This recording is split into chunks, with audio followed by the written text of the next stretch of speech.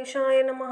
हर हर महादेव। जय महाकाल, जय महाकाली, जय जय सिया राम की। राम भक्त हनुमान जी महाराज की जय। छाया पुत्र शनि महाराज की जय। जय हो नंदी देवता की, जय हो गौ माता की। ओम त्र्यंबकं यजामहे सुगंधिं पुष्टिवर्धनम् उर्वारुकमेव बन्धनात् मृत्योर्मोक्षयमामृतात्।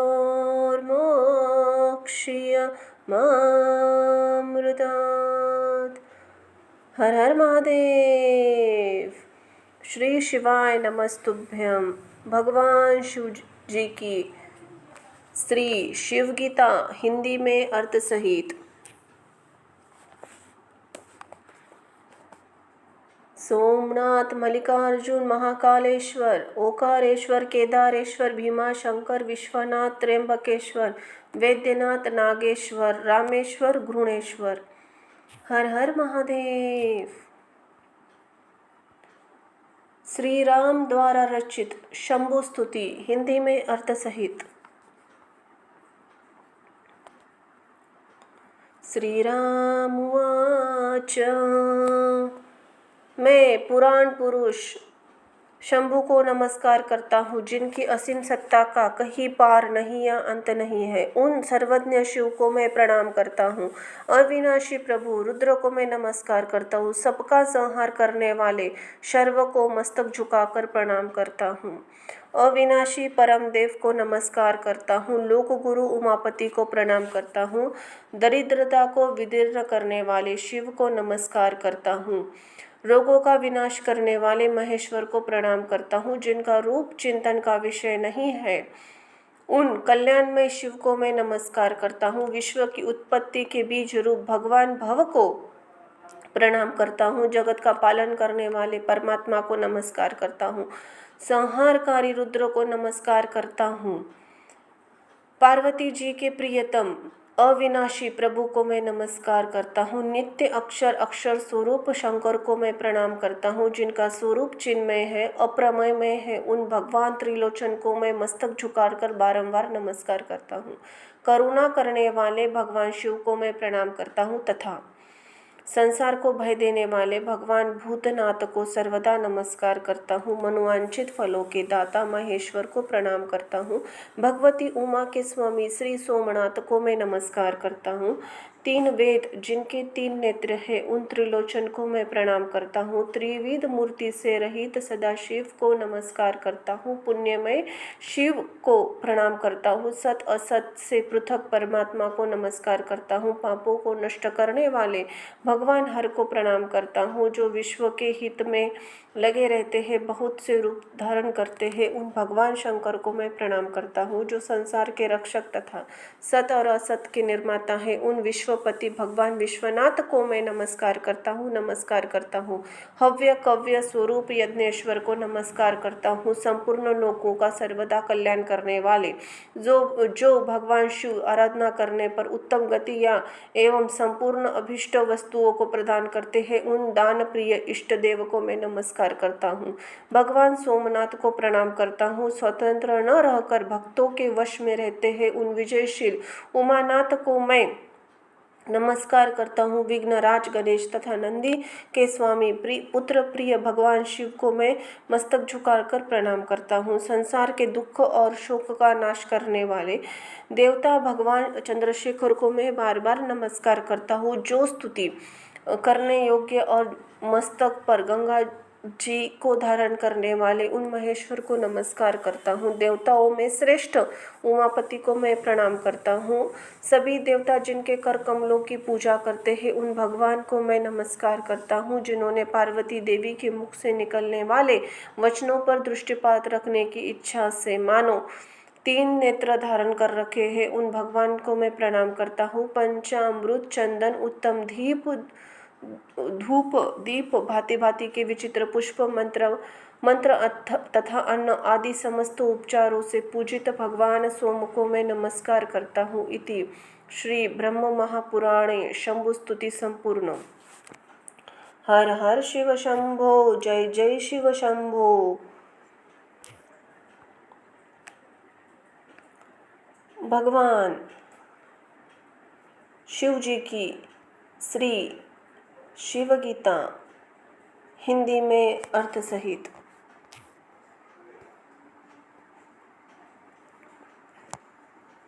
श्री शिवाय नमस्तुभ्यं।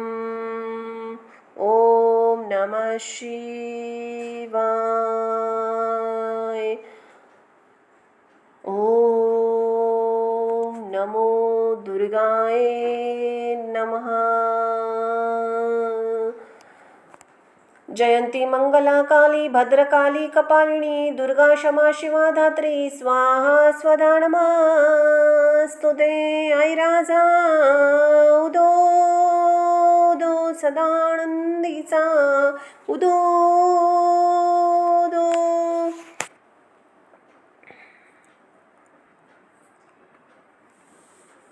अध्याय 14वां।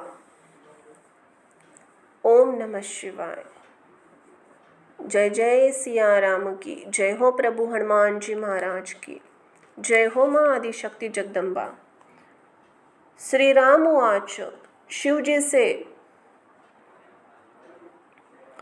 ब्रह्म साक्षात्कार की विधि सुनकर अब दूसरे साधनों से प्रश्न करते हुए रामचंद्र जी बोले, हे भगवान, यद्यपि तुम्हारा रूप सच्चिदानंदात्मक निरवयव क्रिया शून्य और निर्दोष है तथा सब धर्मों से परे मन और वाणी के अग्र गोचर तुम सर्वव्यापक होने से जीव सर्वस्थान में स्थित आत्मा स्वरूप से देखता है। आत्मविद्या और तप जिसका मूल साधन है, जो उपनिषद के मुख्य तात्पर्य है, जो मूर्ति रहित संपूर्ण भूतों का आत्मा अर्थात सब जीव जिसके अंश है, जो कारण का कारण अदृश्य स्वरूप है, जो अति सूक्ष्म और इंद्रियों से अग्राह्य है, वह ब्रह्म ग्राह्य कैसे हो सकता है? उन सूक्ष्म से चित्त की वृत्ति किस प्रकार से हो सकती, यह मुझे संदेह है। इसी से बुद्धि व्यग्र है। इसका उपाय आप वर्णन कीजिए। श्री भगवान उवाच। श्री शिवजी बोले, हे महान भूज रामचंद्र, सुनो, मैं इस विषय में उपाय कहता हूँ। प्रथम सुगुण उपासना करते 2 चित्त को एकाग्र करे और स्थूल सौर भिकान्या से निर्गुण स्वरूप में चित्त की वृत्ति प्रवृत्त करे। स्थूल सौर भिकान्यास इसको कहते हैं कि प्रियतम मनुष्य को जिस प्रकार मृगजल दिखाकर रवि यथार्थ जल है तैसा प्रातर्नाश से बुलाकर फिर वास्तविक जल दिखाते, इसी प्रकार प्राणी को प्रथम साधना का उपदेश कर पीछे ब्रह्मज्ञान कथन करते हैं। इस प्रकार से जाने कि इस अन्न के पिंड स्थूल देह में जन्म मृत्यु व्याधि यही दृढ़ता से विद्यमान है, अर्थात निश्चय इसकी दशा बदलती रहती है। ऐसे स्थूल देह में प्राणी का अहम भाव से जो आत्म बुद्धि दृढ़ हो जाती है वह नहीं मिटती। आत्मा कभी जन्म नहीं लेता और इसका नाश भी नहीं होता, कारण कि यह नित्य है। अब शरीर की अवस्था वर्णन करते इसकी निसारता प्रतिपादन करते हैं। उत्पत्ति, होना, अस्थि, परिपक्वता, वृद्धि, क्षय और नाश, यह 6 अवस्था इस शरीर की है।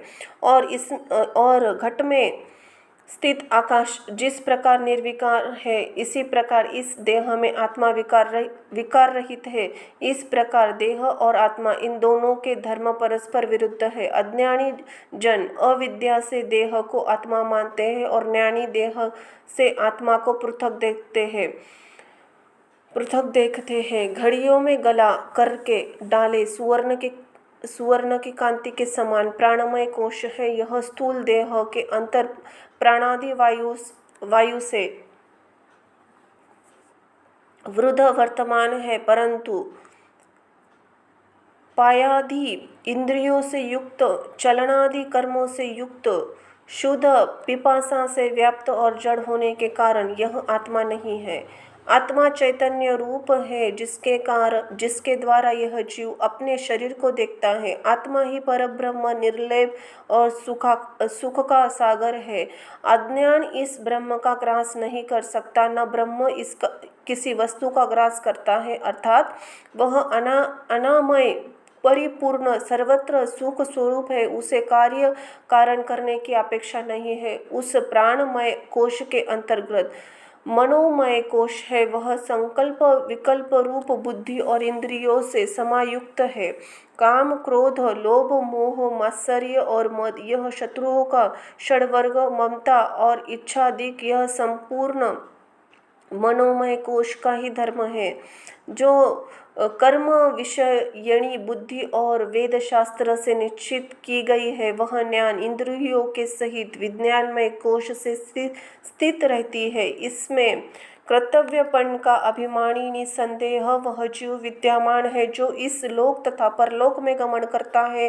व्यवहार में जिसको जीव कहते हैं, आकाशदि के सात्विक अंश से इंद्रियों की उत्पत्ति होता है। आकाश से स्रोत, पृथ्वी से घान, जल से जीवा और तेज से चक्षु, वायु से त्वचा उत्पन्न होती है। इसी प्रकार यह इंद्रिय पांच भौतिक है। जीवत्व प्राप्ति के तीन शरीर है, स्थूल, सूक्ष्म और कारण। स्थूल का अंत सूक्ष्म और सूक्ष्म का अंत कारण शरीर है। उस शरीर कोश ही लिंग शरीर कहते हैं। उन तीनों शरीरों में पंचकोश रहते हैं, अन्नमय, प्राणमय, मनोमय, विज्ञानमय और आनंदमय। स्थूल शरीर में अन्नमय कोश है। स्थूल शरीर में आनंदमय कोश है। इन पांचों कोशों में अन्नमय कोश से वर्णन करके लिंग शरीर का तीनों कोश कहकर लिंग शरीर के अवयवों का वर्णन किया है।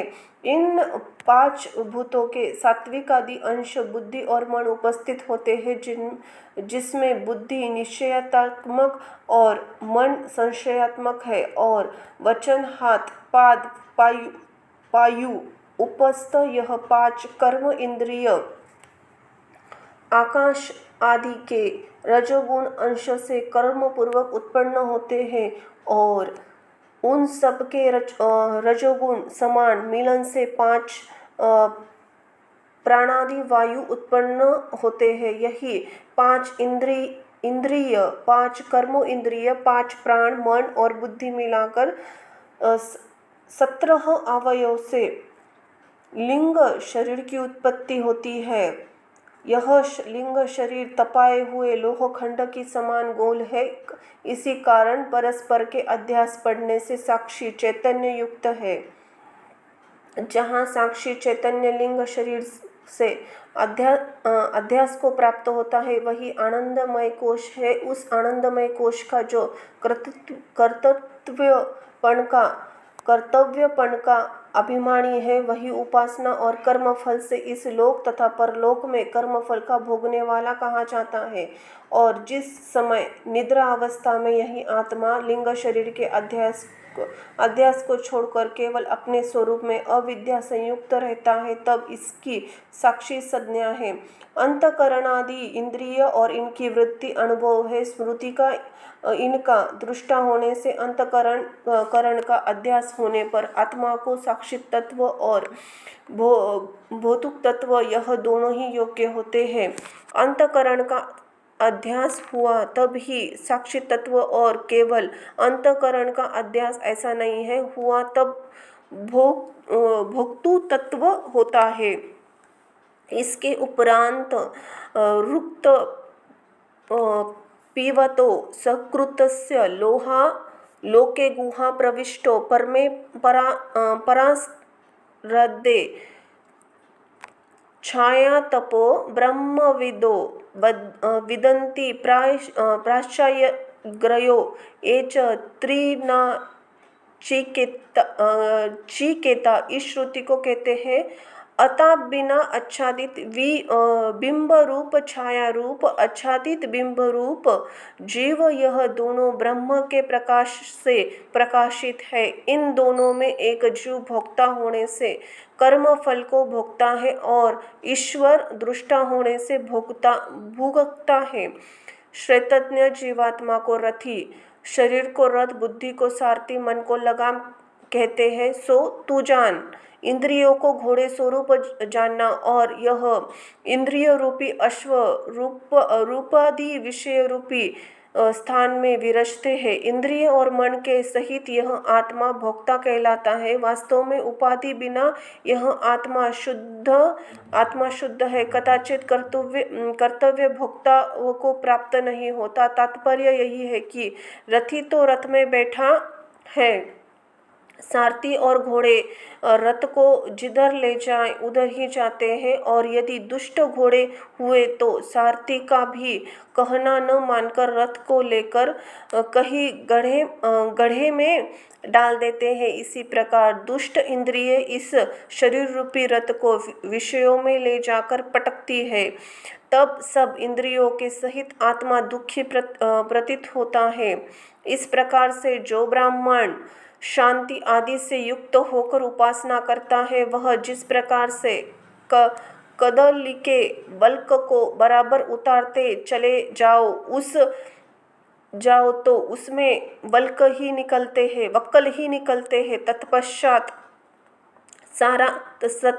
सार प्राप्त होता है। इसी प्रकार पंचकोश में क्रम के उपासना करते और उनमें से चित्त हटाते तथा उन्हें असारूप जानते हुए सबके अंत सारभूत आत्मा को प्राप्त होता है। इसी प्रकार मन को सावधान करके और पंचकोश का ज्ञान करके जो मन स्थिर करता है, तब उसका चित्त निराकार परमात्मा में लग जाता है। तब यह मन केवल परमात्मा को ही ग्रहण करता है, जो केवल अदृश्य, अग्राह्य, स्थूल, सूक्ष्मादि धर्म से परे है। उनमें प्राप्त होकर निश्चल हो जाता है, फिर चलायमान नहीं होता। श्री राम उवाच। श्री रामचंद्र जी बोले, हे भगवान, जब श्रवणादि साधना द्वारा आत्मस्वरूप की प्राप्ति हो जाती है, तो वेद शास्त्र के जानने वाले यज्ञशील सत्यवादी उसके श्रवण करने में प्रवृत्त क्यों नहीं होते? और कोई सुनकर भी आत्मा को जान नहीं सकते और कोई जानकर भी मिथ्या मानते हैं। क्या यह तुम्हारी माया है? श्री राम उवाच। श्री शिवजी बोले, हे महाभाव, यह ऐसे ही है, इसमें कुछ संदेह नहीं है। मेरी त्रिगुणात्मक माया का उल्लंघन करना महाकठिन है। जो मेरी शरणागत आकर मुझको ही प्राप्त हो जाते हैं, वे ही माया को तरते हैं। हे महाभूज, जो अभय भक्त है और जिनकी श्रद्धा मेरे विषय नहीं, वे इस लोक और परलोक में अनेक प्रकार की फल की इच्छा करने वाले हैं। उनको कर्मानुसार फल मिलता है। वे सुख भोगकर भी थोड़े काल में इस लोक में प्राप्त होते हैं, कारण कि उन्हें तो कर्म फल की इष्ट है और कर्म फल क्षय होने वाला है तथा थोड़ा और ऐसे लोकों में उन फलों को भोगते हैं जहाँ अल्प सुख और शीघ्र नष्ट हो जाता है। इस बात को न जानकर जो अधम मनुष्य कर्मों को करते हैं, वे माता के गर्भ में उत्पन्न होकर बार बार मृत्यु के मुख में पड़ते हैं। अनेक बार की योनि में उत्पन्न हुए इस एक प्राणी की करोड़ों जन्म के संचित किए पुण्य से मेरी विषय भक्ति होती है।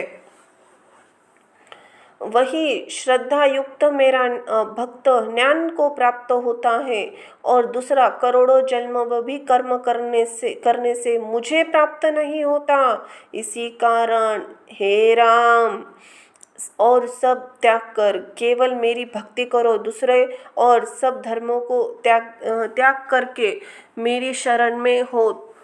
मैं तुमको सब पापों से छुड़ाकर मुक्त कर दूंगा। तुम सोच कुछ मत करो। हे राम,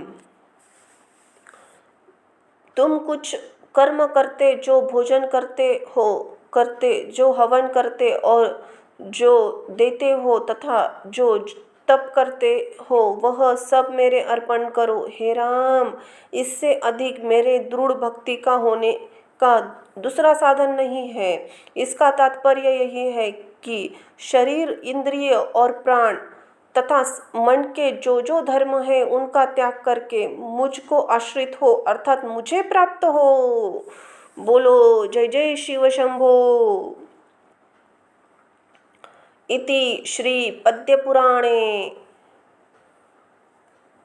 शिवगीता श्री राघव संवादे चतुर्थ अध्याय 14वां अध्याय यहाँ समाप्त हुआ। बोलो जय जय शिव शंभो। हर हर महादेव। अध्याय 15वां। ओम नमः शिवाय। जय जय हो माँ दुर्गाए नमः। ओम दुर्गाए नमः। जय हो प्रभु श्री रामचंद्राय नमः। अंजनी पुत्र हनुमान जी महाराज की जय हो। श्री राम उवाच। श्री राम बोले, हे भगवान, आपकी भक्ति कैसी है और वह किस प्रकार उत्पन्न होती है, जिसके प्राप्त होने से यह जीव निर्वाण हो जाता है और मुक्त पदवी प्राप्त करता है। हे शंकर, वह आप सब वर्णन कीजिए जिससे संसार से निवृत्ति प्राप्त हो। श्री भगवान उवाच। शिवजी बोले, जो वेद अध्ययन, दान, यज्ञ संपूर्ण मेरे में अर्पण की बुद्धि से करता है, वह मेरा भक्त और मेरा प्रिय है। वह इस प्रकार है कि आत्मा व गिरिजामती, सहचरा, प्राणा, शरीर, ग्रह पूजाते, विषय भोग रचना, निद्रा, समाधि स्थिति, संसार पदयो, प्रदक्षिणा विधि, स्तोत्राणि सर्वा गिरोहो, यज्ञ कर्म करोमि तदखिल शंभो तारवाराधनम। अर्थ यह है कि यह शरीर शिवालय है, इसमें सच्चिदानंद आप हो, बुद्धि रूप श्री पार्वती जी है, आप साथ चलने वाले नौकर प्राण है, और जो मैं विषयानंद के निमित्त खाता पीता, देखता सुनता हूँ, बोलता स्पर्श करता हूँ, यही आपकी पूजा है। निद्रा समाधि है और आप फिरना आपकी प्रदक्षिणा है, वचन आपकी स्तुति है। हे शिव, इस प्रकार मैं आपका आराधन करता हूँ, आप मेरे ऊपर कृपा करो। इसी प्रकार आराधन करे, कर्मों को ऐसे करे, मेरे अर्पण करे। इसी प्रकार आराधन करे, कर्मों को ऐसे मेरे अर्पण करे। अग्निहोत्र की पवित्र भस्म लाकर अथवा क्षत्रिय ब्राह्मण स्थान से लाकर अग्नि रीति, भस्म इत्यादि मंत्रों से यथाविधि अभिमंत्रित कर अपने शरीर में उसे लगाकर और भस्म द्वारा ही जो मेरा अर्चन करता है, हे राम, उससे अधिक मेरी भक्ति करने वाला दूसरा कोई नहीं। जो प्राणी मस्तक और कंठ में रुद्राक्ष को धारण करता है और नमः शिवाय इस पंचाक्षरी विद्या का जप करता है, वह मेरा भक्त है, मुझे प्यारा है। भस्म लगाने वाला, भस्म पर शयन करने वाला, संध्या जितेंद्रिय, जो सदा रुद्र सूक्त जपता है और अनन्य बुद्धि से मेरा चिंतन करता है, वह उसी देह से शिवरूप हो जाता है। जो रुद्र सूक्त व अथर्वशीर्ष मंत्रों से जप करता है, केवल उपनिषद व श्वेतांबर उपनिषद का जो जप करता है, उसे अधिक मेरा दूसरा भक्त इस लोक में नहीं है। धर्म से विलक्षण, अधर्म से विलक्षण, कार्य और कारण से भी परे, भूत और भविष्य काल से भी परे, जिसको मैं कहता हूँ सो तू सुन। जिस वस्तु को वेद और सब शास्त्र वर्णन करते हैं, जो संपूर्ण उपनिषदों से सार ग्रहण किया है और जिसमें दही से घृत जिसकी इच्छा करके मुनिजन ब्रह्मचर्य धारण करते हैं, वह आकार उकार मकारात्मक हमारा पद है, सो मैं तुमसे संक्षेप में वर्णन करता हूँ। यही अक्षर पर ब्रह्म और सगुण ब्रह्म ब्रह्म निर्गुण ब्रह्म है। इसी अक्षर ब्रह्म के जानने से ब्रह्म लोक को प्राप्त होकर मुक्त हो जाता है। यही उत्तम आधार है और यही उत्तम तारक है। इसको जान के ब्रह्म लोक पूजित होता है, जो वेद रूपी धनुओं में श्रेष्ठ है, ऐसा वेदांत प्रतिपादन करता है। यही मोक्ष धारण करने वाला और संसार सागर का सेतु है तथा श्रुति वह वास्तु क्या है, अब मैं उसका वर्णन करते हैं। वह मेद से आच्छादित हुए कोश अर्थात हृदय कोश में जो ब्रह्म है उसे ओकार कहते हैं। यही परम मंत्र है, इससे सब लोग निवास करते हैं तथा श्रुति अकार उकारो मकार इति मांडू अमेति ब्रह्म ओमिति त सर्वम, अर्थात यह ओकार ही ब्रह्म और सब कुछ है। उसकी 4 मात्रा है, अकार ओकार मकार अंत की कारण रूप आदि मात्रा है। पहली अकार रूप मात्राओं में भूलुक ऋग्वेद ब्रह्म देव 8 वसु ग्रहपत्य अग्नि गायत्री छंद प्राप्त सेवन, यह 8 देव निवास करते हैं। दूसरी ओकार मात्रा में भूवरलोक विष्णु रुद्र अनुपृष्ठम छंद यजुर्वेद यमुना नदी दक्षिणागरी मध्य दिन सवर्ण, यह देवता निवास करते हैं। तीसरी मकार मात्रा में स्वर्गलोक सामवेद आदित्य महेश्वर अहवनीय याग्री जगती छंद और सरस्वती नदी और अथर्ववेद तृतीया सवर्ण यह वास करते हैं। और जो चौथी मात्रा है वह सोमलोक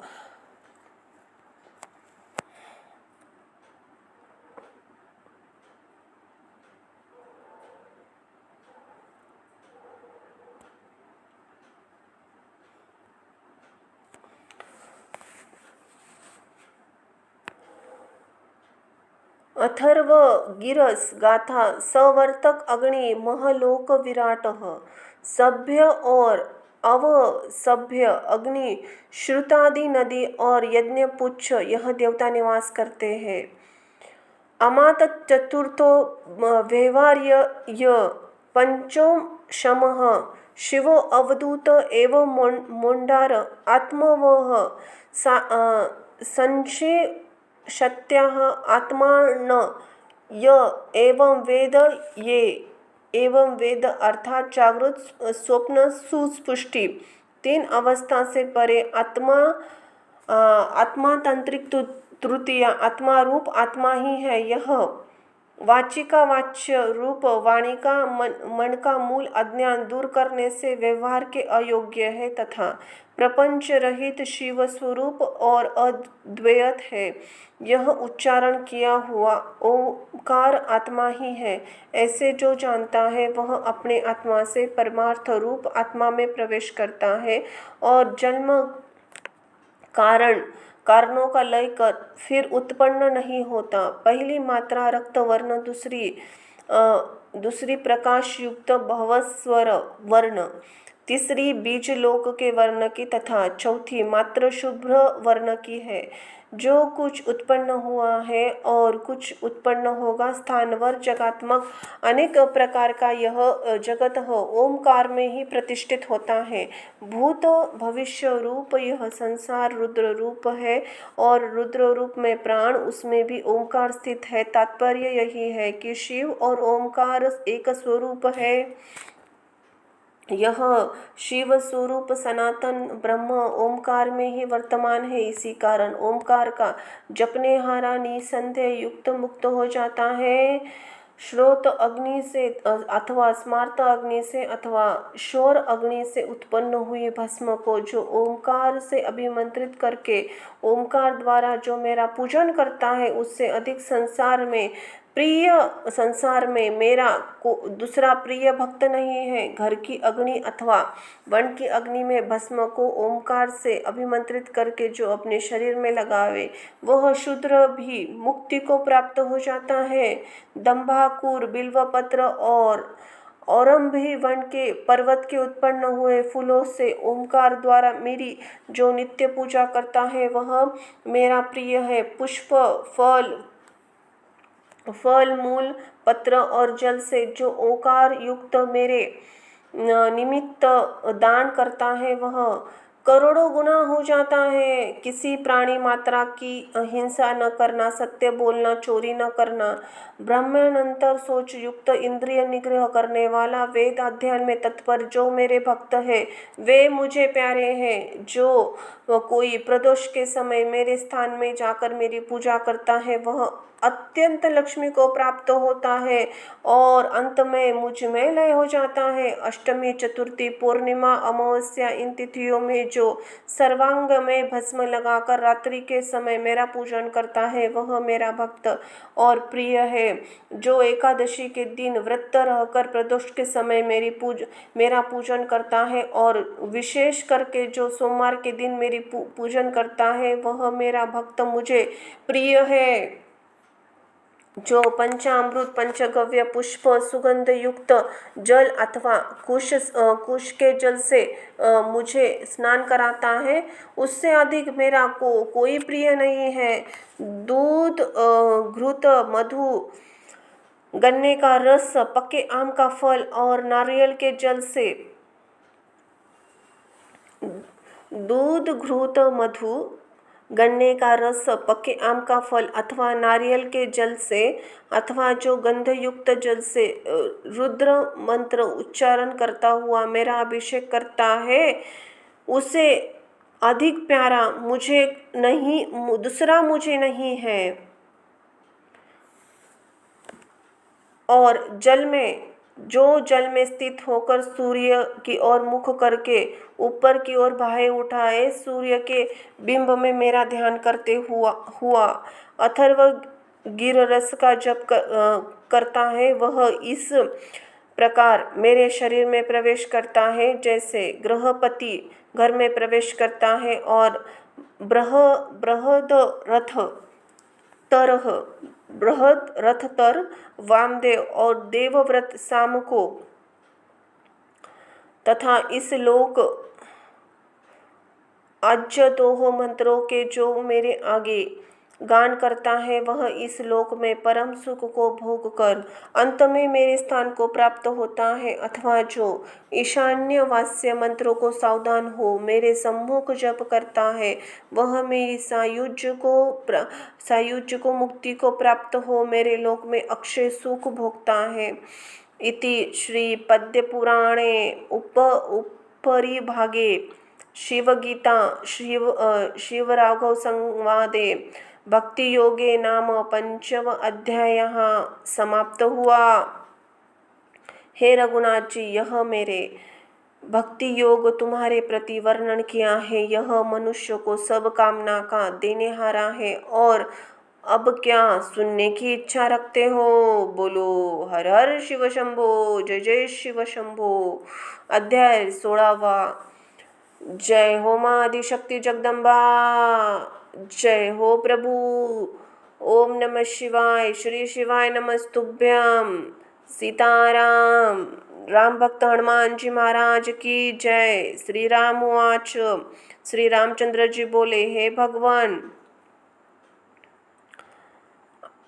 आपने मोक्ष मार्ग संपूर्ण वर्णन किया। अब इसका अधिकारी कहिए, इससे मुझको बड़ा संदेह है। आप विस्तार पूर्वक वर्णन कीजिए। श्री भगवान उवाचो। श्री भगवान बोले, हे राम, ब्राह्मण, क्षत्रिय, वैश्य, शूद्र, स्त्री, ब्रह्मचारी, गृहस्थ तथा बिना यज्ञोपवीत हुआ ब्राह्मण, वानप्रस्थ जिसकी स्त्री मृतक हो गई हो, सन्यासी, पशुपत व्रत करने हारे इसके अधिकारी है।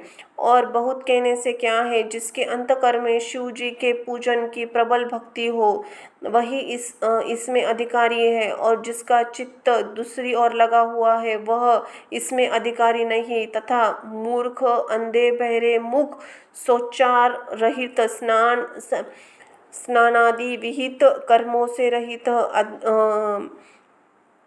अज्ञानों का उपहास करने वाले, भक्तिहीन, विभूति रुद्राक्षधारी, पशुपत व्रत वालों से द्वेष करने वाले, चिन्हधारी, इनमें से किसी का भी इस शास्त्र में अधिकार नहीं है। जो मुझ में ब्रह्म के उपदेश करने वाले गुरु से, पशुपत व्रत के धारण करने वाले से वा विष्णु से द्वेष करता है, उस करोड़ों जन्मों में भी उद्धार नहीं होता। आजकल के उन पुरुषों का इस श्लोक के ऊपर विचार करना चाहिए जो अज्ञानवश इस दूसरे के द्रोह करते हैं। वह सब एक ही रूप है। शिव तथा विष्णु में कोई भेद नहीं है। भेद मानने वालों की गति नहीं होती। इसमें प्रमाण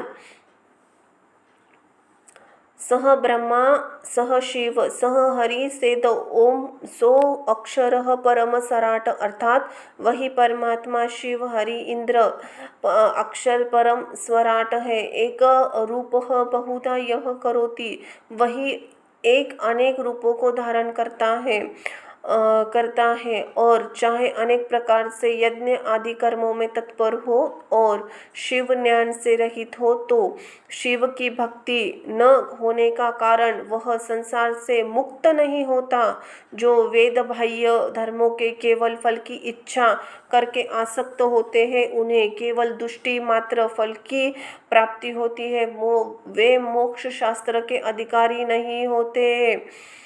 काशी, द्वारका, श्रीशैल पर्वत, व्याघ्रपुर, इस क्षेत्रों में शरीर त्यागने से इस पुरुष को मेरी कृपा से तारक ब्रह्म की प्राप्ति होती है। जिसके हाथ पैर संपूर्ण इंद्रिय तथा मन वश में है, विद्या तप कीर्ति विद्यमान है, वही तीर्थ का फल प्राप्त करते हैं। विकारी मन वाले तीर्थ का फल प्राप्त नहीं कर पाते। जिस ब्राह्मण की यज्ञ पवित्र नहीं हुआ है उसे अधिकार है, परंतु वह वेद का उच्चारण नहीं कर सकता, केवल माता पिता के श्राद्ध कर्म में उच्चारण कर सकता है। जब तक ब्राह्मण का उपनयन नहीं होता तब तक वह शूद्र की ही समान है। नाम संकीर्तन और ध्यान में तो सब अधिकारी है। शिव जी के तादस्य ध्यान में अर्थात शिवोहम इसी प्रकार अंत करने की एक वृत्ति करने से यह प्राणी संसार के पार हो जाता है। जिस प्रकार ध्यान तप वेद अध्ययन तथा दूसरे कर्म है, यह ध्यान करने से सहस्त्र भाग की भी तो समान नहीं हो सकते। जाति आश्रम अंग देश काल अनादि आसनादि साधन, यह कोई भी ध्यान योगों के समान नहीं है।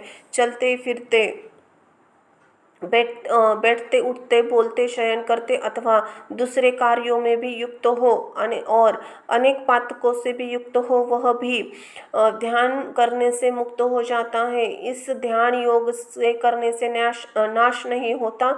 नित्य ने मति की कर्म के समान इस प्रत्यवाय नहीं है।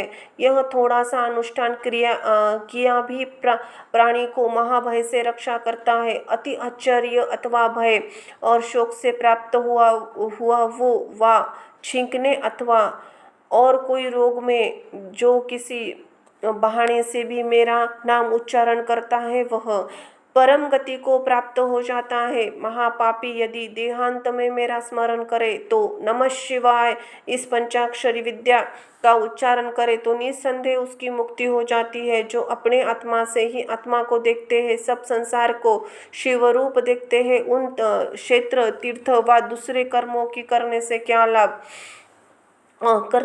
लाभ है, उन करने की आवश्यकता नहीं। विभूति और रुद्राक्ष सदा सबको धारण करनी चाहिए। शिव भक्ति करने वाले योगी हो अथवा न हो, सब रुद्राक्ष धारण करे। जिन्हें शिव भक्ति प्राप्त होने की इच्छा हो जो अग्निहोत्र की भस्म और रुद्राक्ष को धारण करता है वह महापापी होगा। जो अग्निहोत्र भस्म और रुद्राक्ष को धारण करता है वह महापापी होगा तो भी निसंदेह मुक्त हो जाएगा। और शिव उपासना के कर्म करे अथवा न करे, जो केवल शिव का नाम भी जपता है वह सदा मन मुक्त स्वरूप है। अंतकाल में जो रुद्राक्ष और विभूति का धारण करता है, उसे चाहे महापाप लगे और नारों में नीच भी हो, किसी प्रकार के भी यम की दूत उसे स्पर्श करने में समर्थ नहीं है। जो कोई बेल्व वृक्ष की जड़ की मिट्टी शरीर में लगाता है, उसके निकट यमदूत किसी प्रकार से भी नहीं आ सकते।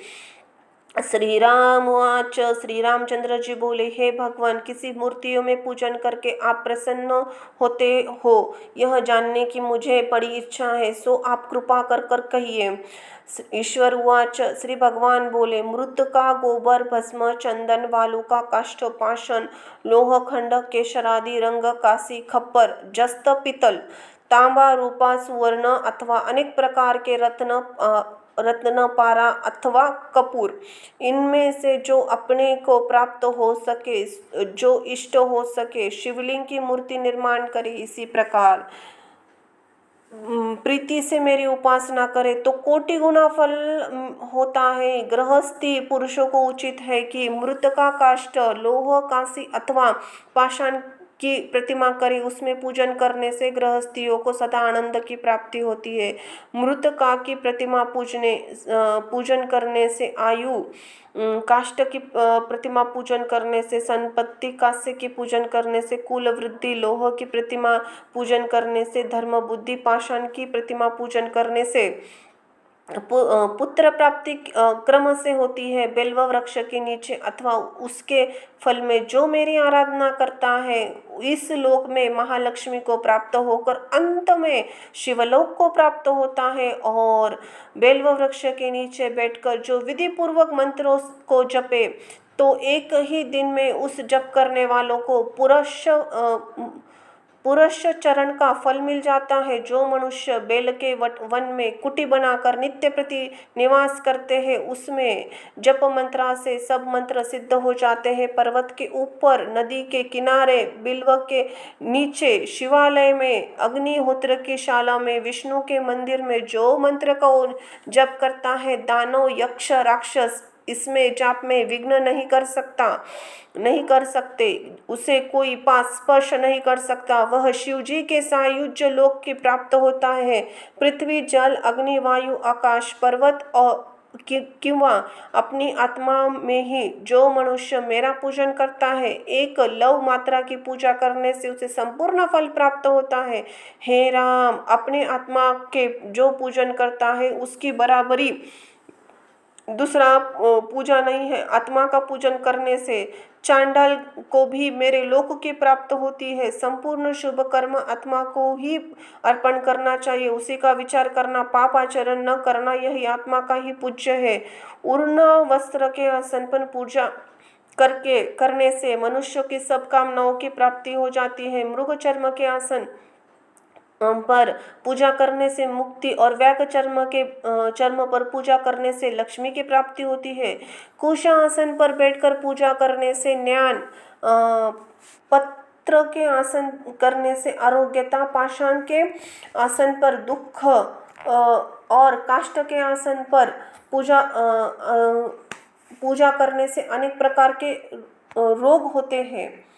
कुशाक पर बैठकर पूजा करने से ज्ञान, पत्र के आसन पर आरोग्यता, पाषाण के आसन पर दुख, काष्ठ के आसन पर पूजा करने से अनेक प्रकार के रोग होते हैं। वस्त्र पे बैठने से लक्ष्मी की प्राप्ति और पृथ्वी पर बैठकर जप मंत्र सिद्ध नहीं होता। उत्तर व पूर्व को मुख कर जप और पूजा का प्रारंभ करना उचित है। हे रामचंद्र, सावधान होकर सुनो।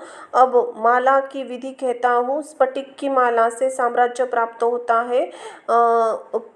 पुत्र जीवोपात के माला से अत्यंत धन की प्राप्ति होती है। कुश की ग्रंथि से माला से आत्मज्ञान और रुद्राक्ष की माला से संपूर्ण कार्यों की सिद्धि होती है। प्रवाल मूंगा की माला से सब लोक में वश करने की सामर्थ्य होता है।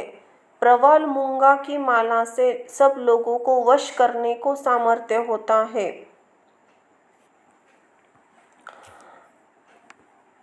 आमलों के फलों की माला मोक्ष देने वाली है। मोतियों की माला संपूर्ण विद्याओं को देने वाली है। माणिक्य की माला त्रिलोकों की स्त्रियों को वंश करने हारी है। नील मरकत मानी की माला शत्रुओं को भय देती है। सोने की बनी माला बड़ी शोभा को तथा लक्ष्मी को देती है। चांदी की माला से मनोवांछित कन्या प्राप्त होती है। और एक पारे की माला जो औषधि द्वारा रहती है वह संपूर्ण कामनाओं को प्राप्त करती है। 108 मणियों की माला सबसे उत्तम होती है। 100 दाने की उत्तम, 50 दाने की मध्यम अथवा 54 दाने की भी मध्यम है और 27 दाने की माला अधम कहलाती है। 25 दानों की भी अधम होती है। जो 100 दानों की माला हो तो 50 अक्षर से अ से ल तक उल्टे सीधे क्रम से हो सकते हैं, अर्थात मेरु तक एक बार गिन सकते हैं। इसी प्रकार से स्पष्ट स्थापन करे और किसी को माला न दिखाए, गुप्त जपे। जो अक्षरों की कल्पना करके माला द्वारा जप किया जाता है, वर्ण न्यास कल्पना से ही एक वार में उसका पुनश्चरण हो जाता है। बायां चरण गुद स्थान पर रखे, अर्थात एड़ी लगावे, और दाहिना चरण स्थान के ऊपर रखकर बैठे। यह उत्तम अति श्रेष्ठ योनि बंध आसन कहलाता है। जो योनि मुद्रा के आसन में बैठकर सावधान होकर जप करता है, कोई मंत्र अवश्य सिद्धि प्राप्त हो जाती है। छिन्न रुद्र स्तंभित मलित मूर्छित स्तुप्त मत हणि वीर्य दग्ध वस्त्र शत्रु पक्ष के जानने वाले, यह मंत्र शास्त्रों में के प्रकार लिखे हैं। उनमें इनके लक्षण लिखे हैं। इसी प्रकार का मंत्र होता है। तथा बालक, यवन, वृद्ध, मत इत्यादि किसी प्रकार का भी दूषित मंत्र क्यों न हो, योनि मुद्रा के आसन से जप करे तो सिद्ध हो जाता है। इसी मुद्रा से मंत्र सिद्ध होते हैं, दूसरे प्रकार से नहीं होते। उस काल से लेकर मध्यांत काल तक मंत्र का जप करना कहा है। उसके उपरांत जपे तो कर्ता का नाश होता है। यह संपूर्ण काम्य फलों की पुनश्चरण की विधि है। नित्य निमित्तात्मक तपश्चर्या का नियम नहीं है। चाहे जब तक जितनी इच्छा हो जप करता रहे, उसमें कोई दोष नहीं होता। जो मेरी मूर्ति का ध्यान करता हुआ निष्काम बुद्धि से रुद्र जप अथवा षडाक्षर मंत्र ओम सहित जितेंद्रिय होकर जपता, ओम नमः शिवाय यह षडाक्षर मंत्र है। हे राम अथवा अथर्वशीर्ष व कैवल्य उपनिषदों से मंत्र जपता है, वह उसी देह से स्वयं शिव हो जाता है, अर्थात सायुज्य मुक्ति को प्राप्त हो जाता है। जो नित्य प्रति शिव गीता को पढ़ता और नित्य जप करता है व श्रवण करता है, वह निसंदेह संसार से मुक्त हो जाता है। सूत जी बोले, हे शोणिकांदी ऋषियों, भगवान शिव जी रामचंद्र से इसी प्रकार उपदेश कर वहाँ ही अंतर्धान हो गए और आत्मज्ञान के प्राप्त होने से रामचंद्र जी को भी अपना कृतार्थ माना और एकाग्र चित्त से ध्यान करते हैं। उसी हाथ में मुक्ति स्थित रहती है। इसी कारण हे मुनियों, नित्य प्रति सावधान होकर शिव गीता सुनो, अनायास मुक्ति हो जाएगी। इरा में कुछ भी संदेह नहीं है। इसमें शरीर को क्लेश नहीं रहता, मानसिक क्लेश नहीं रहता, धन का व्यय नहीं है और न ही किसी प्रकार की पीड़ा है। केवल श्रवण करने से ही मुक्ति हो जाती है। हे ऋषियों, इसी कारण तुम नित्य प्रति शिव गीता का श्रवण करो। ऋषि बोले, हे सूत जी, आज से तुम ही हमारे आचार्य, पिता और गुरु हो, जो कि आपने हमें अविद्या के पार तार दिया। जन्म देने वाले, ब्रह्म ज्ञान देने वाले और गौरव अधिक है, इसी कारण हे सूत, सत्य ही तुमसे अधिक कोई दूसरा गुरु हमारा नहीं है। इति श्री पद्य पुराणे उपार विभागे शिवगीता निषुद्ध ब्रह्म विद्याय योगशास्त्रे शिवराघव संवादे गीता अधिकार निरूपण नाम 16वां अध्याय समाप्त हुआ। बोलो हर हर शिव शंभो। व्यास जी बोले, ऐसा कहकर संपूर्ण ऋषि साय संध्या करके निमित्त गए और सूत पुत्र की बढ़ाई करते गोमती नदी के समीप ध्यान करने लगे, शिव पारायण में तत्पर हुए। बोलो हर हर शिव शंभो। जय जय सीताराम की जय हो, माँ जगदम्बा अम्बा। जय हो प्रभु राम भक्त हनुमान जी महाराज की जय। धन्यवाद।